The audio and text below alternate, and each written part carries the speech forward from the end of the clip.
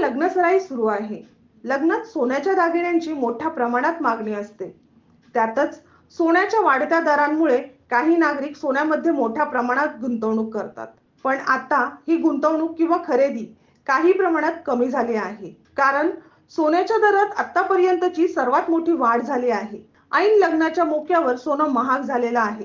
सोन्याचा दर प्रति तोळा जीएसटी सह 70,000 रुपये पार झाला आहे। तसेच आंतरराष्ट्रीय बाजारात सोन्याची मागणी वाढली असून गुंतवणूकदारही वाढलेत, त्यामुळे सोन्याचे दर वाढले असेही सांगण्यात येत आहे। गेल्या 24 तासात 2,000 रुपयांनी सोन्याचा दर वाढला आहे। सोनं एवढं महाग झाल्यावर सामान्य नागरिकांनी कसं सोनं खरेदी करायचं असा सर्वसामान्य नागरिकांना प्रश्न पडला आहे। सोनं एवढं महाग झाल्यावर सामान्य नागरिकांनी कसं सोनं खरेदी करायचं असा सर्वसामान्य नागरिकांना प्रश्न पडला आहे। संपूर्ण महाराष्ट्रातील परखड बातम्या पाहण्यासाठी आमच्या प्रखर लोकमान्य न्यूजला सबस्क्राइब करून बेल आयकॉनवर क्लिक करायला विसरू नका।